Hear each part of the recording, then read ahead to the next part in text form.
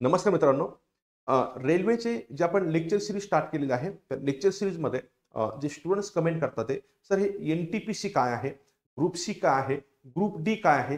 कोणकोणत्या पोस्ट येतात?" त्याच्या अनुषंगानं हा व्हिडिओ आहे. तर ह्या व्हिडिओमध्ये मी जे ग्रुप सी मधलं म्हणजेच एन-टी-पी-सीच्या कोणत्या पोस्ट असतात, पहिल्यांदा एन-टी-पी-सी काय आहे त्याच्याबद्दल बोलतो. एन-टी-पी-सी कोणकोणत्या पोस्ट असतील, ते सिलेक्शन प्रोसेस कशी आहे, कोणते सिलेबस कोणता आहे, कोणते टॉपिक्स प्रिपेअर करायचे, सर्व डिटेल्स आपण या व्हिडिओमधून बघणार आहोत. बघा, एनटीपीसीचा मीनिंग आहे नॉन टेक्निकल पॉप्युलर कॅटेगरीज, म्हणजे नॉन टेक्निकल पोस्ट आहे. रेल्वेमध्ये ग्रुप सी मध्ये पण काही टेक्निकल पोस्ट असतात, हे नॉन टेक्निकल म्हणजेच एनटीपीसी. म्हणजे नॉन टेक्निकल असल्यामुळं जनरल ग्रॅज्युएट जे मुलं आहेत किंवा जनरल बॅकग्राऊंडचे जे मुलं आहेत ते मुलं याला सहज अप्लाय करू शकतात, आणि जे टेक्निकल बॅकग्राऊंडचे ते पण देऊ शकतील. त्यांना असं देता येणार नाही असा प्रकार नाही येतो.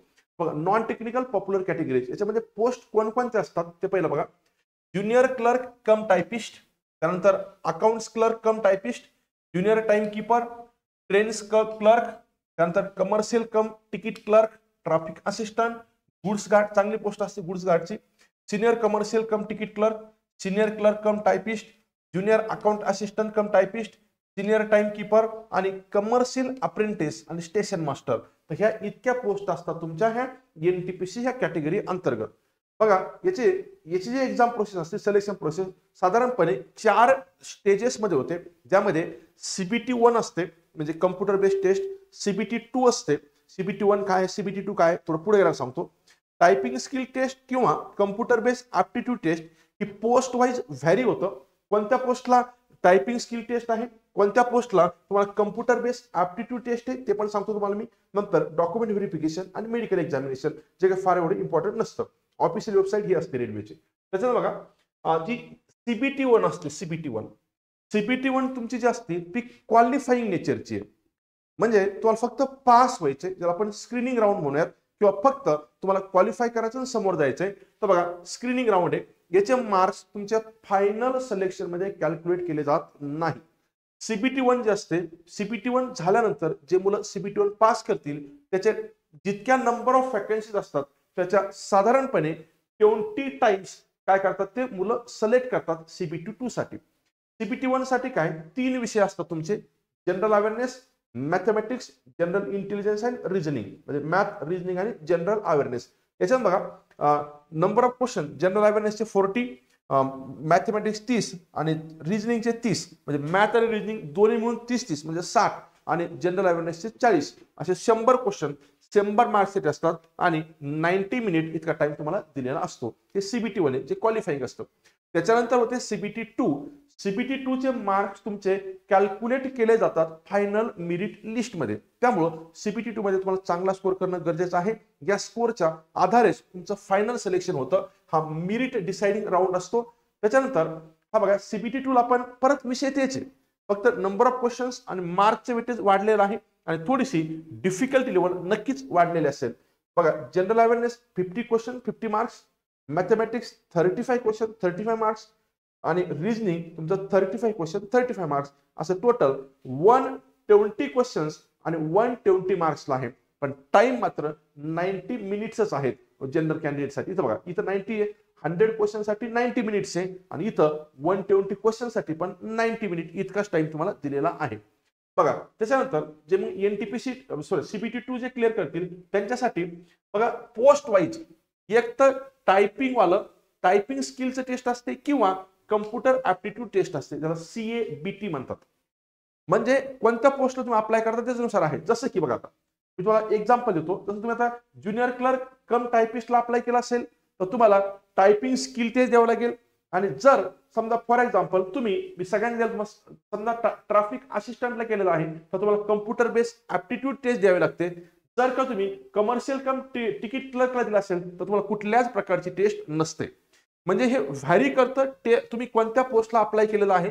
एकदा व्यवस्थित स्क्रीनशॉट घेऊन टाका. सगळ्या प्रत्येक पोस्टला कोणत्याला कोणती स्किल लागते, कोणती टेस्ट लागते समोर दिलेलं आहे. बघा, जसं तुम्हाला अकाउंट्स क्लर्क कम टायपिस्ट असेल, टायपिंग स्किल टेस्ट लागेल.